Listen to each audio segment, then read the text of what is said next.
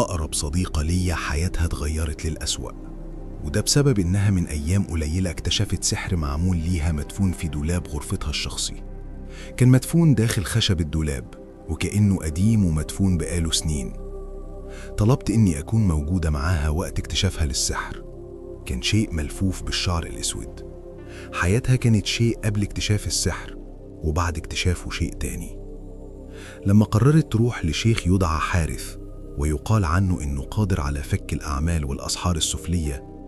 حارث ده موجود في القرية المجاورة لقريتنا، عشان لما نروح حارث يقول لصديقتي مريم إنها لازم تحرق العمل في نفس المكان اللي اكتشفت وجوده، وتسيب الرماد لحد ما يتلاشى لوحده. وفعلا مريم عملت كده بمنتهى السرعة، بمساعدة والدتها اللي كانت السبب في إنها تتعرف على حارث الدجال. بعد أيام من حرق العمل، مريم تصرفاتها بدأت تتغير. بطلت تنزل من البيت كتير، حتى في أيام الكلية ما بقتش تروح.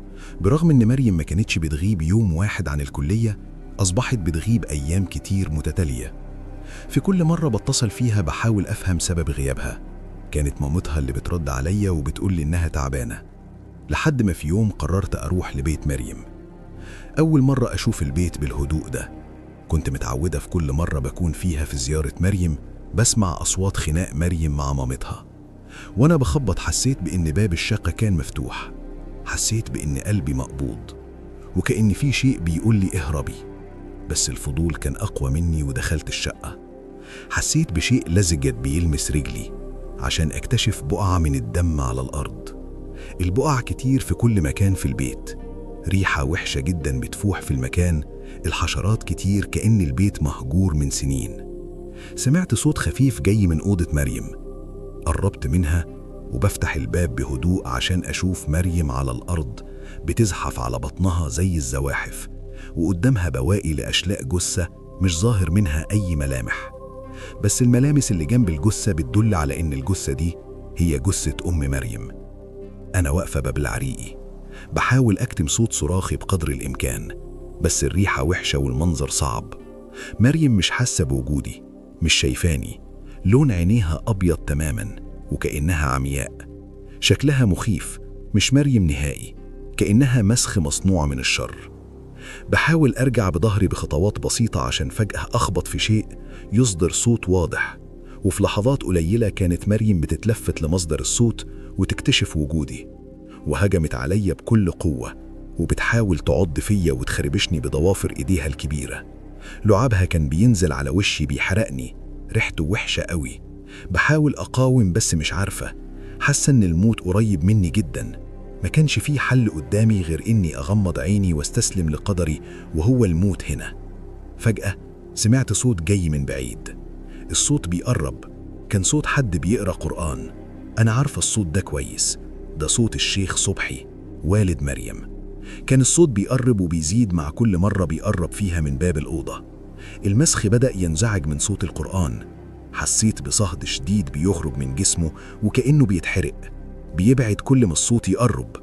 بعد عني ووقف في الركن البعيد من الغرفة.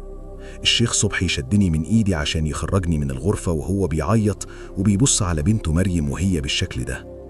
أنا واقفة مش قادرة أتمالك أعصابي، حاسة إني في كابوس. المسخ شبيه مريم بيسحب الجثة وبيدخل داخل الدولاب. الشيخ صبحي همس لي في أذني وقال: اهربي انت يا بنتي، اهربي. انت هتعمل ايه؟ مش هتيجي معايا؟ ما بقاش ليا حد في الدنيا دي بعد موت مراتي وبنتي اللي بقت زي ما انت شايفة. تعال معايا، ما ينفعش اسيبك هنا، ده قدر ومكتوب، وانا قدري اني اخلص المكان ده من الشر الموجود فيه.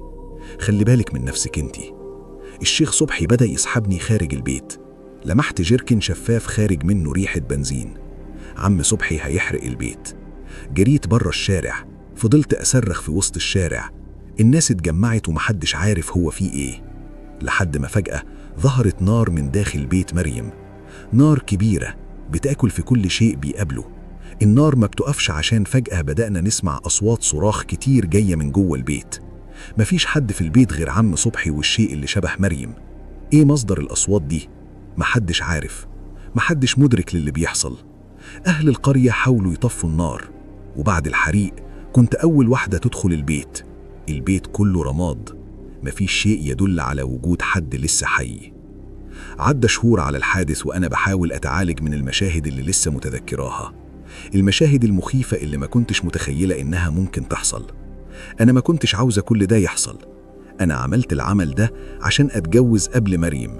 مريم كان بيجيلها عرسان كتير وأنا لأ، كنت خايفة تتجوز قبلي، عشان كده عملت العمل ده ودفنته جوه دولابها. بس ما كنتش قادرة أتخيل إنه يكون السبب في موت عيلة بأكملها. أنا بكتب الكلام ده وبعترف على نفسي لأن الموت قريب مني. النهاردة الصبح بفتح دولاب أوضتي عشان أكتشف نفس العمل ده موجود في دولابي.